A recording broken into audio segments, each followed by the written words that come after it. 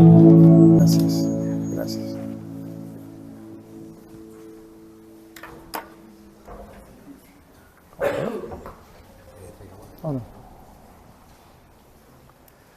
Muy buenos días, iglesia.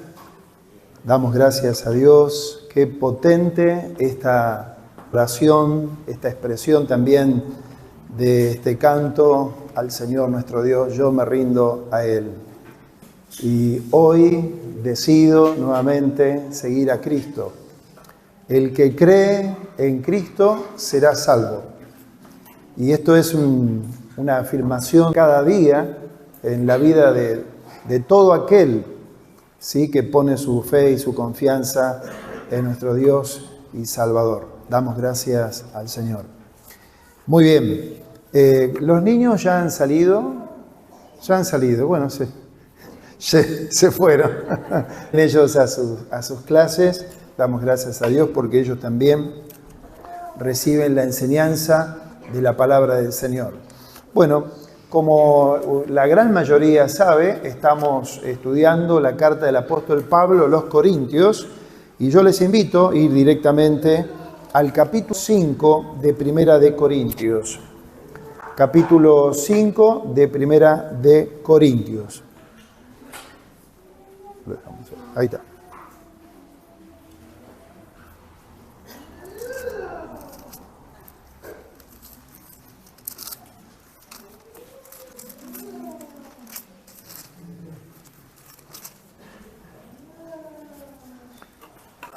Primera de Corintios, capítulo 5.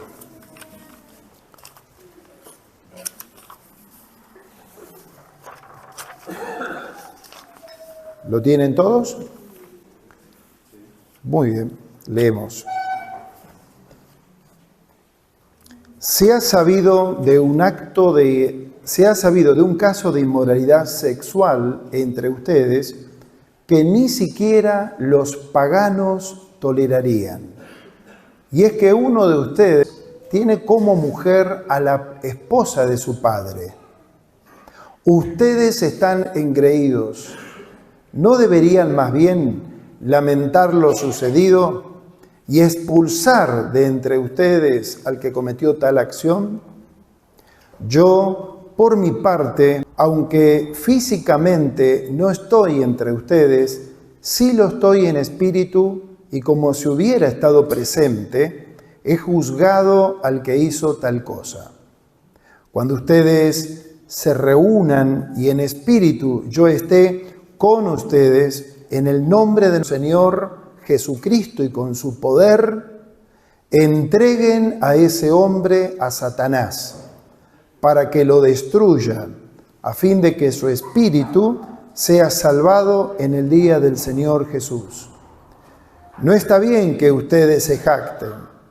¿No saben que un poco de levadura hace fermentar toda la masa? Límpiense de la vieja levadura para que sean una nueva masa sin levadura como en realidad lo son. Nuestra Pascua, que es Cristo, ya ha sido sacrificada por nosotros. Así que celebremos la fiesta, pero no con la vieja levadura, ni con la levadura de malicia y de maldad, sino con panes sin levadura, de sinceridad y de verdad. Por carta ya les he dicho que no se junten con esos inmorales sexuales. Y no me refiero a que se aparten del todo de los inmorales sexuales, o de los avaros, o de los ladrones, o de los idólatras, pues en ese caso tendrían que salirse de este mundo. Más bien les escribí que no se junten con los que se dicen hermanos, pero son inmorales sexuales, avaros e idólatras, insolentes, borrachos y ladrones. Con esa gente ni siquiera coman juntos. ¿Con qué derecho podría yo juzgar a los de afuera si ustedes no juzgan a los de adentro? A los de afuera ya Dios los juzgará. Así que saquen de entre ustedes a ese perverso. Me voy a tomar un vasito.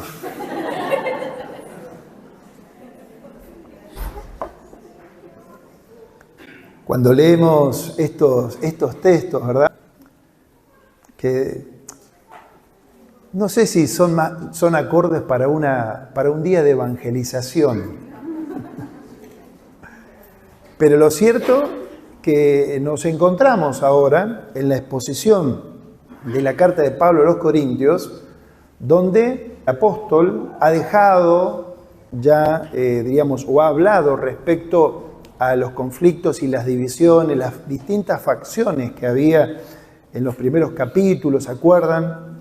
En una congregación tan carismática, pero que estaban actuando de forma inmadura, porque algunos decían, yo soy de Pablo, de otros de Cefas, otros de Apolos, otros de Cristo.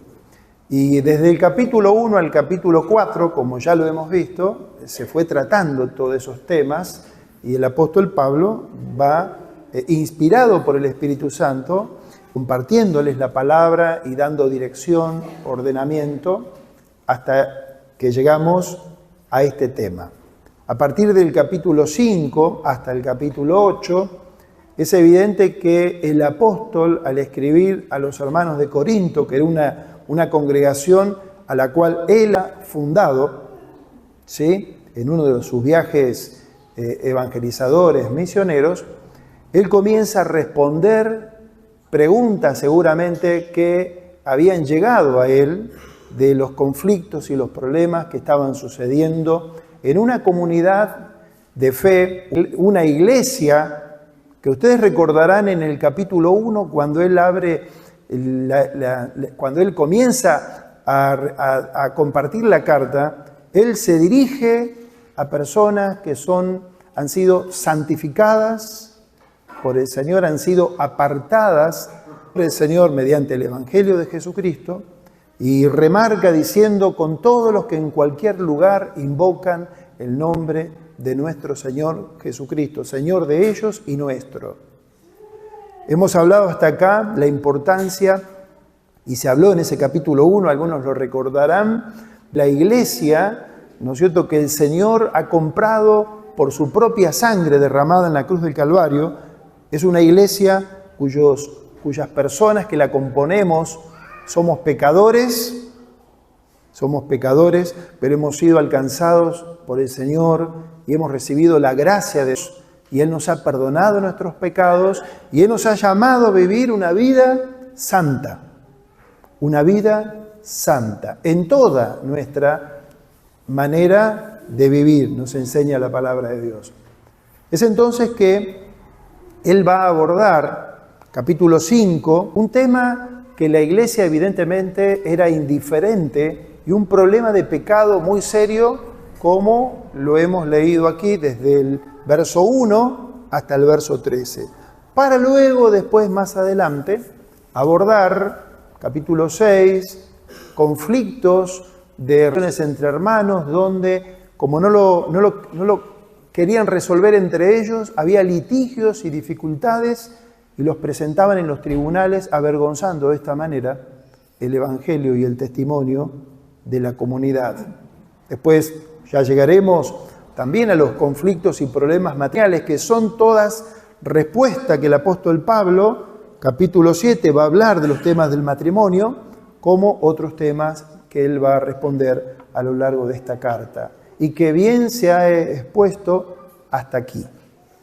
Y hoy nos vamos a concentrar en estos versículos, ¿sí?, así como lo hemos titulado: disciplina que sana, disciplina que hiere o disciplina que destruye. Disciplina que sana, disciplina que hiere o disciplina que destruye. Por eso nos metemos en el pasaje en cuestión y vamos a hablar en primer lugar el problema en la iglesia de Corinto. El problema creo que está expuesto en la lectura, porque hay un pecado muy grave. Y antes de meternos en el tema de ese pecado grave, también tenemos que saber, lo dije hace un momento, que todos somos pecadores. Todos pecamos de diversas maneras. Pero ¿cuál es la respuesta de la palabra de Dios frente a todos nuestros pecados? Es decir, confiarlos al Señor nuestro Dios. Cuando confesamos nuestro pecado a Dios, no ocultándolo, no encubriéndolo, no justificándolo, no racionalizándolo, cuando lo confesamos a Dios y nos apartamos de ese pecado, la sangre de Jesucristo, su Hijo, nos limpia de todo pecado. Eso nos enseña la palabra de Dios. Pero claro, este no es el caso que el apóstol Pablo nos enseña aquí. ¿Qué estaba ocurriendo? Versículo 1 y versículo 2. Se ha sabido, dice él literalmente, se ha sabido de un caso de inmoralidad sexual entre ustedes, en la congregación, entre ustedes, que ni siquiera los paganos tolerarían. Que uno de ustedes tiene como mujer a la esposa de su padre. Ustedes están engreídos. ¿No deberían más bien lamentar lo sucedido y expulsar de entre ustedes al que cometió tal acción? Nueva Traducción Viviente dice, escuche con atención, el versículo 1, dice, me cuesta creer, dice Pablo, me cuesta creer lo que me informan. Pablo estaba a una distancia considerable de Corinto, no estaban las redes, no había internet, pero evidentemente este problema de pecado en la congregación había tomado estado público y había trascendido en las diversas congregaciones, seguramente que en Corinto, ustedes recuerdan que las iglesias se reunían en las casas. Entonces, este pecado que está aquí, que sale directamente en lo que Pablo había recibido como información y que no lo podía creer, porque el problema del pecado tiene solución cuando es confesado a Dios y la persona se aparta y recibe perdón de Dios. Si hay un verdadero arrepentimiento, hay perdón de pecados. Pero el problema grave era la indiferencia de la congregación, que evidentemente en los capítulos 4 estaban en distintas facciones. Estaban divididos, ¿no es cierto?, en partidismo, y acá parecería que estaban todos unidos justamente en lo que ellos tendrían que haber tomado cartas en el asunto de traer la corrección y aplicar la disciplina que tiene que ver justamente, que tiene como objetivo la disciplina, cuando es bien aplicada, pensar en la restauración de la persona, movilizar a la persona que pecó a que realmente haya un cambio, que se arrepienta delante de Dios, y tiene que ser esa disciplina aplicada de acuerdo también, ¿no es cierto?, a la gravedad del asunto, y en este caso había tomado un estado público y había tomado una decisión. Lo cierto es que esta congregación de Corinto evidentemente fue indiferente y no tomó cartas en el asunto. Nos dice el versículo 1, inmoralidad sexual. La versión 60 habla de fornicación. Vamos al caso en sí. Nos dice claramente de que era un miembro de la congregación que estaba relacionado sexualmente con su madrastra. Es decir, en el contexto de lo que era Corinto, dicen los comentaristas, los que estudian la cultura también del momento, de lo que era la sociedad de Corintio, de Corinto, era un hecho gravísimo, que no era tolerado y era mal visto, por supuesto, y aún en el contexto griego. No se permitía. Por eso, ¿qué caso tan fuerte, ¿no? Porque la iglesia de Jesucristo, pecadores que participamos de la misma, arrepentidos de nuestros pecados, en vez de marcar una herencia, ¿no es cierto?, y distinguirse ante la sociedad, de alguna manera toleran, aún en el contexto de una comunidad, de una congregación, la gravedad de un pecado que que tiene que ser confrontado de manera correcta, y debe ser abatido. Ese pecado se estaba tolerando. Es interesante que cuando nos habla de inmoralidad sexual, y en la versión 60 habla de fornicación, la palabra que se utiliza, que muchos de ustedes la saben, ¿sí?, tiene que ver con la palabra porneia. Ya hemos hablado de este tema. Porneia, de donde se deriva pornografía, ¿sí?, donde tiene que ver con toda la distorsión de lo que el Señor, cuando uno piensa en la sexualidad, en eso creado por Dios, bueno, cómo el diablo, ¿no es cierto?, ha distorsionado, ha torcido todo lo bello que Dios ha creado. Cuando habla de inmoralidad sexual, ¿no es cierto?, la palabra es porneia, donde ahí tiene todo su derivado, pornografía, y esto tenemos que traerlo esta mañana a la vida de cada uno de nosotros, porque nos toca de cerca en los contextos donde estamos, cuando hoy, por ejemplo, cualquier persona, ¿no es cierto?, con un celular, ¿no es cierto?, puede acceder a un solo clic de distancia, como dijera Jock McDowell, a un clic de distancia, acceder, ¿no es cierto?, a imágenes, diríamos, y toda una cuestión que daña la mente, el corazón, y destruye también la sexualidad, aún en la persona y aún en la pareja. Por eso que Pablo, él dice, me han llegado esta información, no lo puedo creer, que una congregación como Corinto, que evidentemente, como ya hemos visto hasta acá y vamos a ver en los próximos domingos, una congregación que tiene los dones del Espíritu Santo, la mayoría en su manifestación muy presente. Es decir, ustedes saben que los dones llamados extraordinarios era lo que emergía en esta congregación. La gente, algunos de ellos hablando en lenguas, otra gente que tenía los dones de sanidades, otros que harían dones extraordinarios que llamaban la atención de la gente en sí, y quizás ellos pasaban por el filtro de que al estar esta manifestación de los dones del Espíritu Santo muy presentes en esta comunidad, entonces como eso era garantía de que Dios aprobaba y que Dios estaba allí. Cuando nosotros aprendemos por la palabra de Dios que cuando hablamos de verdadera espiritualidad en una congregación, tenemos que ver la importancia del fruto del Espíritu Santo, más que los dones. Los dones son necesarios, pero lo que hace a la espiritualidad de una comunidad tiene que ver con el fruto que produce el Espíritu Santo de Dios.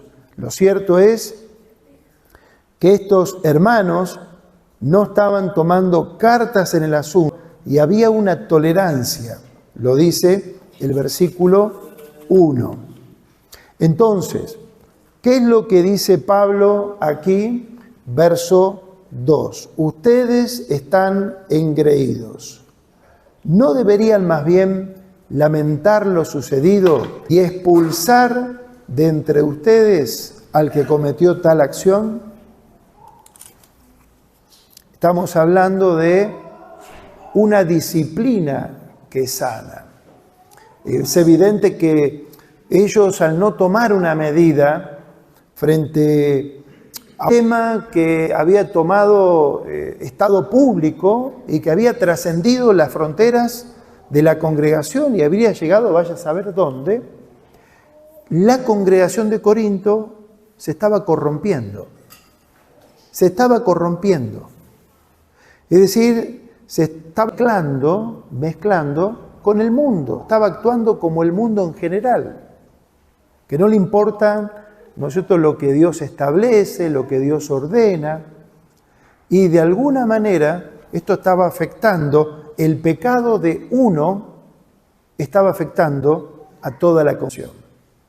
Por eso que cuando nosotros, pensando en la vida de cada uno de nosotros, hermanos, como congregación, esto es tan importante vivir cada uno de nosotros en la santidad que Dios demanda y espera en la vida de cada uno.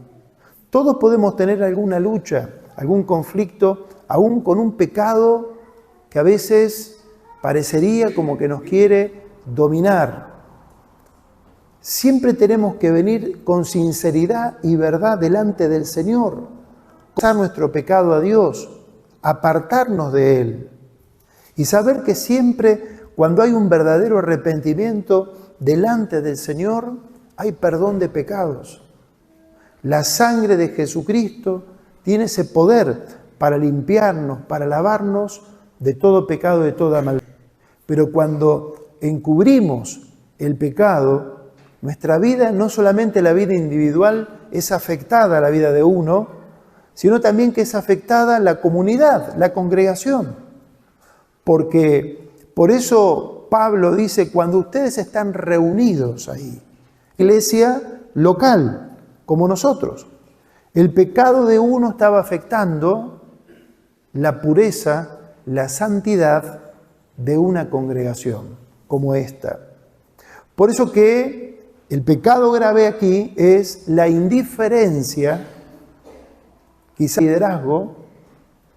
Pensaba, la persona en cuestión aquí, no sé, no lo dice la Biblia, sería parte de el liderazgo, no sé, porque a veces están esas cuestiones de que, bueno, a ver, ¿quién se le acerca a fulano de tal a confrontarlo? A veces se nos va de la iglesia, a veces suena medio raro lo que estoy diciendo, pero a veces puede pasar en una congregación donde no hay confrontación, donde de alguna manera, razón que fuese, tal vez porque es un miembro histórico en la congregación, es decir, hay todo un protocolo en la palabra de Dios que nos indica la forma, las maneras, ¿verdad?, de cómo solucionar el tema del pecado y cómo poder confrontar. Enseñó nuestro Señor Jesucristo. Allí en Mateo 18, muchas veces nosotros decimos, aún en tantas reuniones, bueno, porque donde hay 2 o 3 reunidos en su nombre, el Señor está en medio de nosotros, comencemos la reunión. Pero ese texto está dicho en el contexto también de la disciplina, Y hoy Lucas, en el pasaje de Efesios que mencionó, dijo algo muy interesante, porque dice que Cristo dio autoridad a su iglesia, y cuando la iglesia, como nosotros, el cuerpo local, estamos reunidos en el nombre de nuestro Señor Jesucristo, toda decisión que toma la congregación, no unilateralmente el pastor, ¿sí?, o 2 o 3, sino la congregación reunida, y esto tiene un peso, que lo quiero decir también, que tiene que ver con la importancia y la seriedad en la vida tuya como la mía, de ser miembro de la congregación, porque esto tiene un peso de responsabilidad, porque así como nosotros nos reunimos en esta mañana, sabemos que entre nosotros hay gente que, y muy bienvenida, está de visita, es decir, que viene a la congregación porque le agrada, porque se siente bien escuchando la palabra de Dios, y está buenísimo, pero si aún no has dado un salto de compromiso y de responsabilidad en ser miembro de una congregación como esta, es muy importante. ¿Por qué? Porque allí es cuando la iglesia reunida en una asamblea, en casos de tomar decisiones de corrección, de disciplina, también vos tenés la responsabilidad de emitir tu opinión y juzgar la situación que fuese, siempre con el objetivo de restaurar, de corregir y de disciplinar. Porque la Biblia está apuntando acá, y ahora lo vamos a ver, en la decisión que esta iglesia toma, no es destruir al hermano que cometió tal perversidad de acostarse con su madrastra, sino el objetivo justamente es que sea una disciplina sana, y una disciplina sana, como todo padre que corrige a sus hijos, es importante esa disciplina porque tiene como objetivo corregir, sanar y volverlo al camino. Pero claro, muchas veces tenemos que reconocer en la vida de la iglesia que no se siguen los protocolos acordes, y la iglesia puede dar testimonio, digo en general, ¿sí?, que muchas veces ha ejercido la disciplina equivocadamente, hiriendo a la persona, alejando a la persona para que no vuelva jamás, porque no se ha ejercido esa disciplina como la palabra del Señor la indica. Por eso el título, disciplina que sana, disciplina que hiere, disciplina que destruye. Entonces, nos encontramos aquí en el primer verso y segundo verso del capítulo 13, del capítulo 5, y vamos al punto 2, la disciplina bíblica según Pablo, verso 3 al verso 5. Dice: yo por mi parte, aunque físicamente no estoy entre ustedes, sí lo estoy en espíritu, y como si hubiera estado presente, he juzgado al que hizo tal cosa. Cuando ustedes se reúnan y en espíritu yo esté con ustedes, en el nombre de nuestro Señor Jesucristo y con su gran poder, entreguen a ese hombre a Satanás para que lo destruya, a fin de que su espíritu sea salvado en el día del Señor Jesús. Ahora vamos a hablar de este tema. La disciplina bíblica según Pablo. Pablo, en lo que vimos, él estaba en otro lugar. Al informarse de la situación del caso y que la iglesia no tomó cartas en el asunto, fue indiferente, seguían el camino, capaz que seguían celebrando los dones presentes, todo allí, pero la cosa no funcionaba. La cosa no funcionaba porque ahí había un pecado. Y ese pecado, ¿sí?, el pecado, ¿no es cierto?, nos distancia de la comunión con Dios. Entonces, Dios presente ahí, pensemos de esta manera. Entonces Pablo, él dice, es decir, yo por mi parte, él como apóstol, ¿por qué? Porque el apóstol, los apóstoles, tienen la autoridad delegada por Cristo, única, como apóstoles de Cristo. Entonces, como apóstol, él podía decir, yo reunidos lejos de ustedes, lo leemos, o lo observamos ahí en el pasaje, dice el verso 3, yo por mi parte, aunque físicamente no estoy entre ustedes, sí lo estoy en espíritu, y ya he juzgado al que hizo tal cosa. Entonces dice, ustedes se reúnan y en espíritu yo esté con ustedes, en el nombre de nuestro Señor Jesucristo, entreguen a ese hombre a Satanás. Entonces, Él les está ordenando, es decir, aunque le cueste a la congregación, que tiene que tomar una decisión, tiene que reunirse como en asamblea, tiene que reunirse ellos para tratar el asunto, y es evidente que a esta altura, se habrían tal vez no agotado las instancias porque nadie había tomado el asunto en serio y había que tomar una decisión muy radical y muy fuerte sobre esta persona que afectaba a todos. Y la razón era justamente por la gravedad del pecado y la dimensión que había tomado. A la hora que nosotros también debemos de tomar decisiones, quiera Dios que no, pero de esta naturaleza, tal vez en menor medida, no importa, el pecado, la situación, siempre tenemos que resolver, confrontar. Hay pasos, como ya lo he mencionado, pero cuando Jesús dice, bueno, si tu hermano peca contra ti, Mateo 18, ve a solas, repréndelo. Si él te ha oído y se arrepiente, has ganado a tu hermano. No te escuchó, no quiere cambiar. 2 o 3 testigos, ¿no es cierto?, para acompañar, para persuadir, para escuchar, siempre en procura de restaurar a la persona para que vuelva en sí. No te escuchó. Tercer paso, dilo a la iglesia. ¿A qué?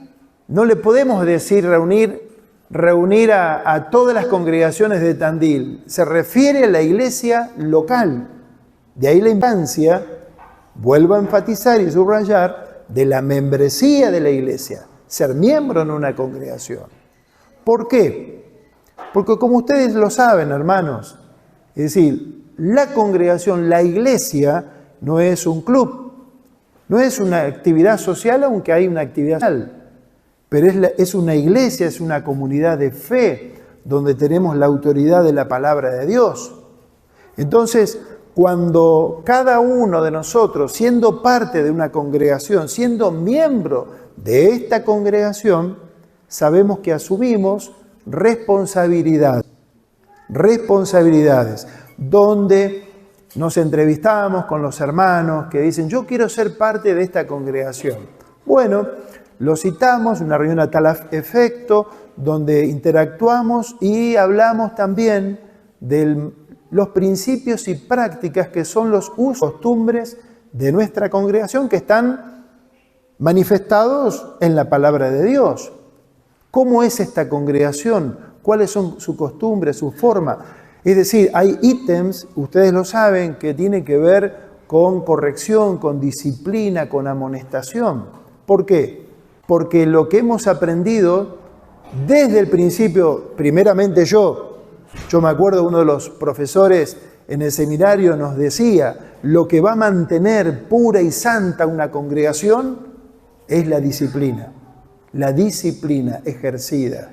Cuando esta disciplina es bien ejercida, es lo que mantiene la pureza, la santidad en la vida comunitaria de una congregación.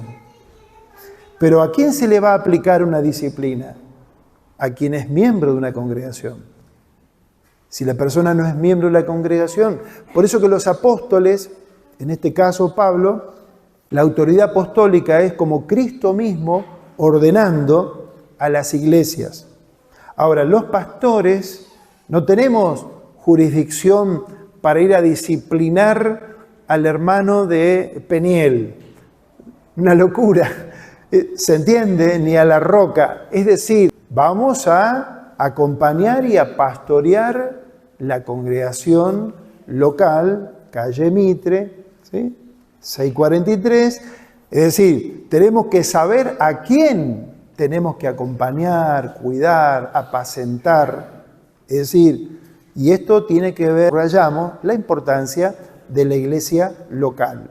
Entonces, frente a este texto, en el capítulo, verso 3 al verso 5, bueno, Pablo ya tomó una decisión, él juzgó. No vayamos a pensar, lo hemos aprendido también con el pastor Ernesto Aller Mártir, cuando la Biblia dice, el Señor dice, no juzgue para no ser juzgados. Esto es muy distinto, es decir, tiene que juzgar con justo juicio, juzgar, ¿no es cierto?, teniendo las pruebas, las evidencias, ¿no es cierto?, y esto tiene que ser, como nos enseña la palabra de Dios, juzgar imparcialmente y siempre con un corazón, es decir, que pese, por supuesto, la firmeza, pero la misericordia, la compasión, porque vuelvo a reiterar, siempre se busca en el acto de la disciplina restaurar a la persona, restaurarla a la persona. Por eso en Gálatas 6, verso 1 dice: hermanos, si alguno fuese sorprendido en alguna falta, ustedes que son espirituales, restauren con espíritu de mansedumbre. Siempre con ese pensamiento, no vaya a ser cosa que yo también sea tentado y caiga en la misma falta. Entonces, dice el verso 5, entreguen a ese hombre a Satanás a fin de que lo destruya, para que lo destruya, a fin de que su espíritu sea salvo en el día del Señor Jesús. Concretamente, lo que implica este caso de disciplina extrema, la más fuerte que encontramos en las cartas de los apóstoles, en lo que los apóstoles, tiene que ver con decirle: entregalo al mundo, donde evidentemente la persona se está comportando con su pecado, porque es claro que no lo abandonaba, no hay un arrepentimiento. Tratalo, ¿no es cierto?, como una persona no creyente. Y hermanos, la Biblia dice que el mundo en general está ¿bajo quién? Bajo el maligno. Bajo el maligno, dice la palabra de Dios. Entonces, entregarlo a Satanás, es decir, expulsarlo de la congregación y expulsarlo de la comunión. Es decir, a veces en la práctica del ejercicio de la disciplina, de acuerdo al contexto, situación, gravedad, en algunos casos a la persona, es decir, propia iglesia le puede decir, por ejemplo, digo algunas cosas que hemos vivido tal vez en el pasado al ejercer la disciplina, no se le permite a la persona que se está disciplinando participar de la cena del Señor, por ejemplo, y por supuesto no tener ningún tipo de servicio, si lo tenía, en la vida de la iglesia, pero no se lo abandona tampoco, sino que se procura acompañarlo, es decir, siempre en el liderazgo se encomienda a alguna persona en especial para que haga un acompañamiento, siempre con la meta de que la persona en algún momento vuelva en sí, se arrepienta de su pecado y vuelva a la comunión. Como es el caso también de esta que nosotros estamos tratando acá y que nos parece una medida tan grave, ¿no? Porque que le digan: entréguenlo a Satanás para la destrucción de su carne. Es decir, no querés arrepentirte, no querés recibir el perdón de Dios, no querés volver nuevamente al camino. Bueno, estás expuesto al mundo en general. Estás sin la protección del Señor. Aquellos que estamos en Cristo, estamos protegidos por Cristo. Estamos cuidados por el Señor. El Señor nos guarda. El mal no nos toca. Pero en este caso se lo expulsa de la comunión para la destrucción de su carne. Quizá, tal vez Pablo estaría pensando, como en el capítulo 11 hace referencia a la cena del Señor y dice algunos que están participando de la cena del Señor de alguna manera indecente, con algún pecado que no es abandonado. El Señor también tiene que actuar en corrección y aún traer juicio sobre su vida y la muerte misma. Lo dice la Biblia, hermanos. Entonces, esto es muy, muy importante, una advertencia también para nosotros, porque esto nos debe llevar a considerar también nuestra vida para vivir con la ayuda de Dios una vida santa, no perfecta, una vida santa, agradándole a Dios en todo. Tomar realmente en cuenta de que si bien el Señor tiene un trato personal e individual con cada uno, tu pecado, como el mío, te va a afectar va a afectar nuestra comunidad. Por eso que debemos siempre, ¿no es cierto?, a la hora que, como en un momento, nos vamos a acercar a compartir el pan y el vino, tenemos que acercarnos con confesión a Dios, tenemos que acercarnos con esa sensibilidad delante de Dios y saber también que no soy solo, sino que yo participo de un cuerpo, de una congregación, la iglesia, la cual debe ser santa, porque es la iglesia que viene a buscar al Señor. Una iglesia santa, sin mancha, sin arruga, ni nada semejante. Nos enseña la palabra de Dios. Entonces, entregar a esta persona a Satanás como un acto de disciplina, dice, para la destrucción de su carne, a fin de que su espíritu sea salvo en el día del Señor Jesús. Es evidente que la persona conoce al Señor. Y de alguna manera, en la esperanza de Pablo, en lo que les comparte, es porque él considera que en algún momento esta dramática disciplina, como quien amputa un miembro del cuerpo, va a hacer efecto, aunque duela, aunque no lo entienda, aunque puede salir diciendo, me maltrataron, es decir, qué malos, esto, lo otro, y aún llevándolo estos días, hablábamos con Norma, porque este tema es tan serio, más en el contexto en el cual estamos nosotros, y ha habido casos en la vida de la iglesia, donde aquellos que han sido afectados y que han sido disciplinados, también han hecho juicios a la iglesia. También. Y esto es sabido, ¿no sé?, en algunas congregaciones, las reacciones, pero ¿qué? Vamos a temer, digamos, por un juicio que nos puedan hacer, es decir, y no tomar medidas.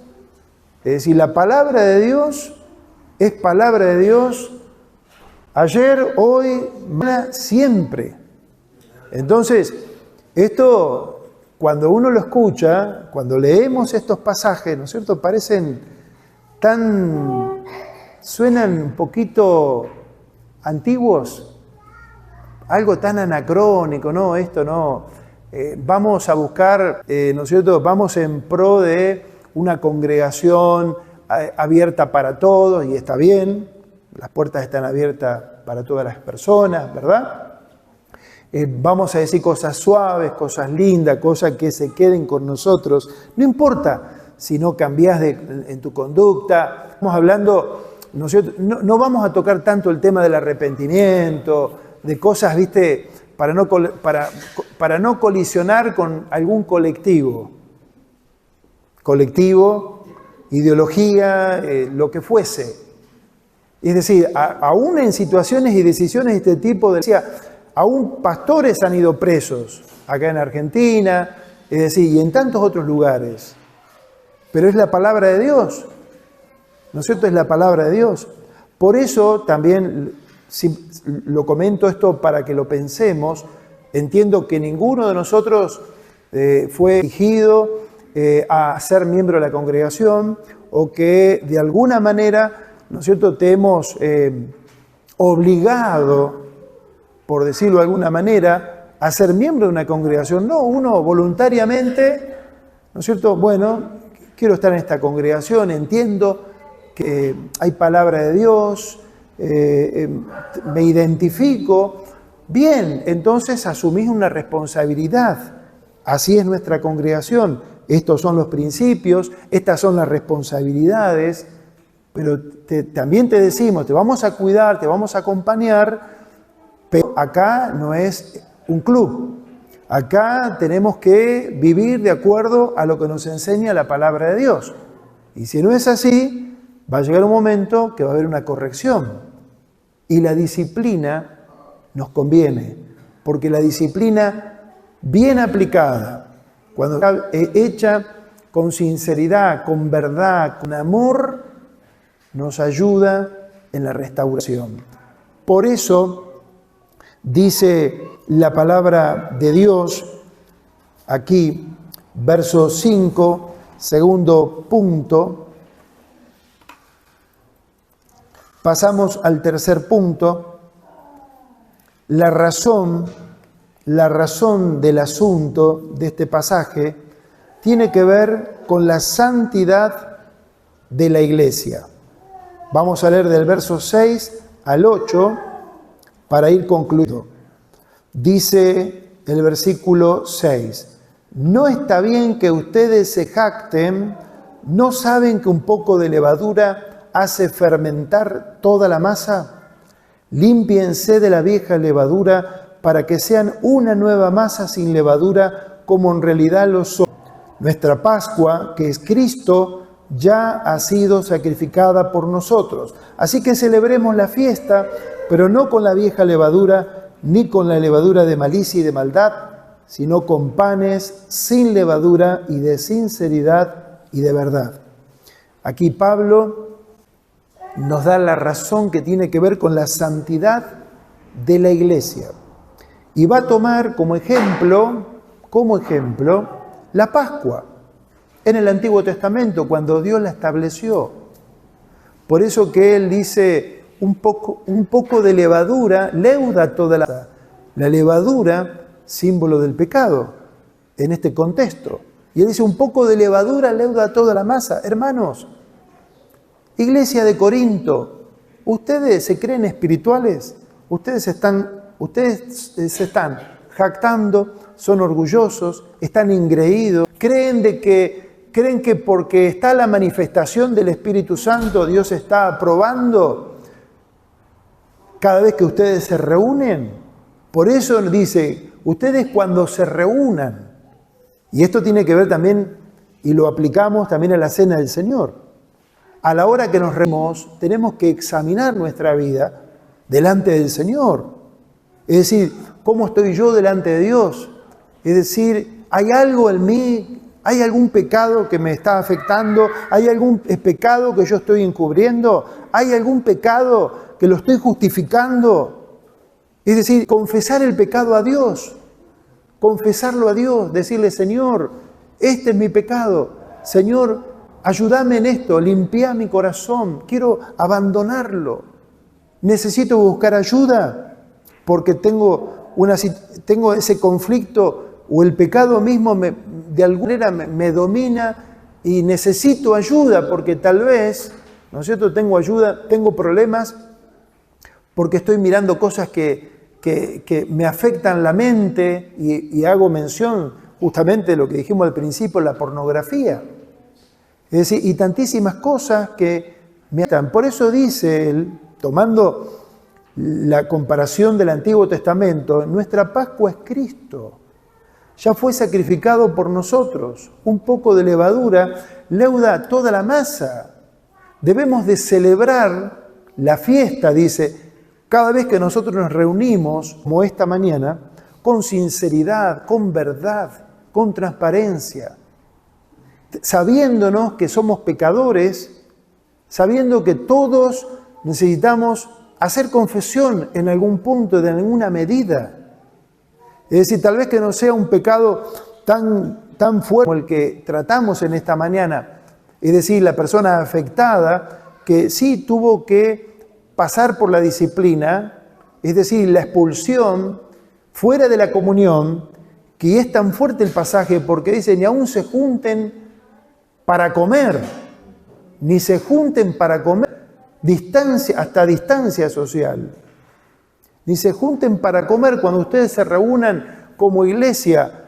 Es decir, no lo tengan ellos participaban de la Santa Cena donde comían juntos y todo, porque había que hacerle ver a esta persona su gravedad que estaba afectando y que evidentemente no había arrepentimiento.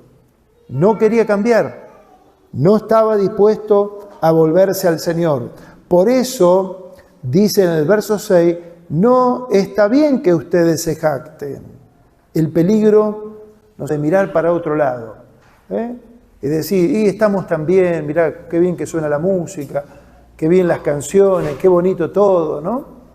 pero todos sabemos que fulano de tal, es decir, cometió tal acción. Sabemos de tal situación, pero bueno, ¿por qué no se trata eso en la iglesia? Estoy hablando hipotéticamente, ¿no es cierto?, es decir, pensando de que puede pasar.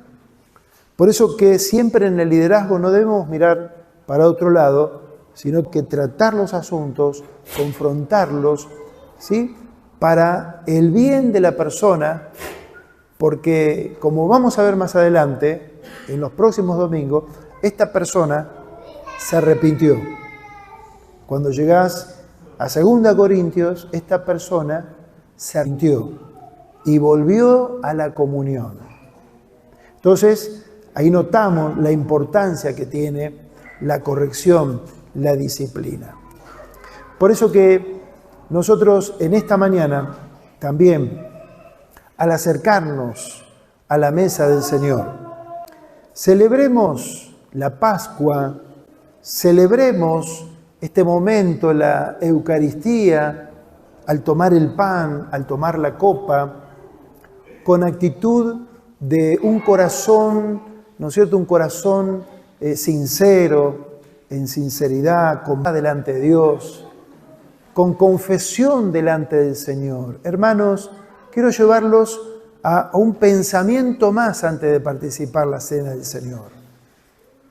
Es decir, cuando participamos de la cena del Señor, siempre decimos, ¿verdad?, de que si hay algo, ¿no es cierto?, en la cual uno debe de confesar o acercarse a la vida de algún hermano o una hermana para expresarle el perdón, para decirle, te ofendí, perdonarlo, o un abrazo, o arreglar alguna cuestión. Eso se debe dar en el contexto aún de la cena del Señor, donde también la Biblia nos habla en otro lugar, dice, confiesen sus ofensas unos a otros, también para ser perdonados. Es decir, a veces esos silencios, yo a veces pienso, ¿no?, si bien uno está delante de Dios expresándole y sabemos que Dios mira nuestro corazón, pero muchas veces digo, los silencios y a veces la no manifestación, es decir, o estamos todos bien, o es más fácil venir al Señor que mirar a la cara del hermano tal vez que ofendimos y que seguimos adelante como que no pasa nada, en vez de pedirnos perdón, como un punto y un pensamiento en esta mañana. Por eso quiero invitarles a que cada uno incline su rostro delante del Señor y que nos tomemos unos minutos también para hablar al Señor, para pedir perdón al Señor. Es decir, somos la iglesia del Señor. Si hemos ofendido, tenemos que pedir perdón al Señor en primer lugar y a las personas que tal vez hemos afectado. Es decir, nuestra vida es pública. Participamos de un cuerpo, somos miembros los unos de los otros. Oremos.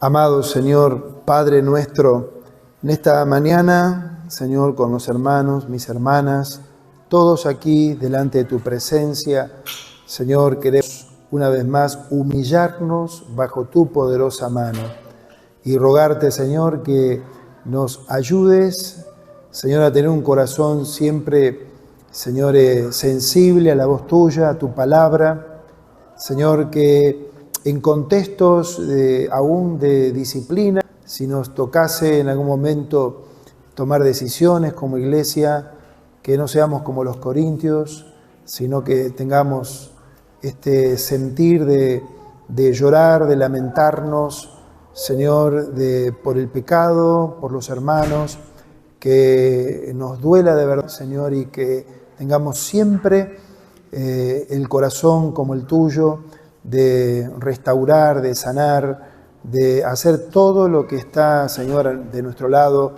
para procurar, Señor, la vuelta de los hermanos, Señor. Oramos en el nombre de Jesucristo, libre, Señor, de toda jactancia, Señor, de pensar que porque que nos sentimos bien espiritualmente, que nos lleve esto a minimizar el pecado, Señor, también en la vida de la iglesia. Señor, ayúdanos, oh Dios, Señor, siempre a estar atentos a la congregación, quienes estamos en el liderazgo, Señor, como pastores, que podamos cuidar a cada uno de los hermanos y hermanas de la congregación y, Padre, a vivir, Señor, esta fe con sinceridad y en verdad. Oh Dios, queremos pedirte también, Señor amado, oh Señor, que queremos pedirte perdón en esta mañana, porque reconocemos, Señor, que en algunos puntos, mirando hacia atrás, hemos fallado, aplicación de acercamientos, aún desde mi lugar. Señor, te pido perdón, Señor, por mis errores, Señor, aún como pastor, Señor, ayúdame a corregir, Señor, y ayúdame, Señor, siempre con manos en los demás pastores, Señor, a poder trazar bien tu palabra, porque es la palabra tuya la que sana los corazones heridos, la que restaura, la que levanta. Señor, que siempre podamos mirar a Jesús, nuestro Dios y Salvador.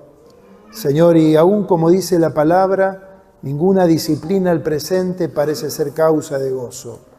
Pero cuando somos ejercitados por la misma, Señor, recibimos ese fruto, Señor, sobre nuestra vida. Oh Dios, ayúdanos en el camino. Señor, pedimos tu bendición, Señor, sobre todo tu pueblo, tu cuerpo aquí en esta mañana. Señor, te amamos, te bendecimos, en el nombre del Señor Jesús. Amén. Quiero invitar a mis hermanos que van a estar sirviendo el pan y la copa, que por favor pasen.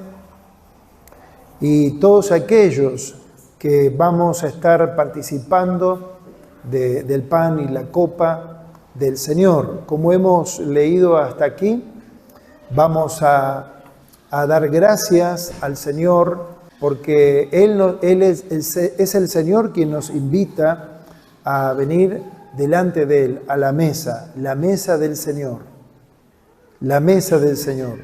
El pan que representa su cuerpo partido, atravesado por nuestros pecados. Por nosotros murió Cristo Jesús. Así que vamos a orar primeramente. Vamos a dar gracias, Cristian, por el pan y luego Mecha va a orar agradeciendo por la copa.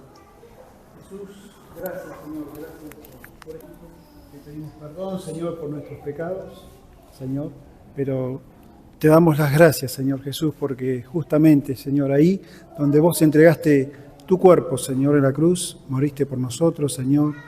Gracias, Señor, te lo damos de corazón, Señor, porque somos salvos, tenemos la vida, Padre amado. pero quiero profundamente, junto con mis hermanos también, Señor, poder salir de aquí, Señor, y en esta semana poder, Señor, hablar de ti. Hay muchas almas, Señor, esperando que creen cualquier cosa, Padre. Usanos, Señor, porque para eso estamos, ir y predicar a todo el mundo, Señor. Todo para tu gloria, Señor. Gracias, Señor, en el nombre de Cristo Jesús. Amén. Padre, gracias por este día que podemos levantarnos y venimos a tu casa a adorarte, Señor. Gracias por la obra en la cruz a favor de nuestras vidas, de nuestra nación, de nuestra redención. Gracias, Padre. Y te pedimos perdón y te pido perdón por mis faltas y pecados. En el nombre de Jesús. Amén. Muy bien, ahora sí, todos aquellos que van a participar, que han sido bautizados por inmersión, pueden participar del pan, tomar el pan y la copa. Luego al finalizar, los hermanos vienen aquí y tomamos juntos el pan y la copa.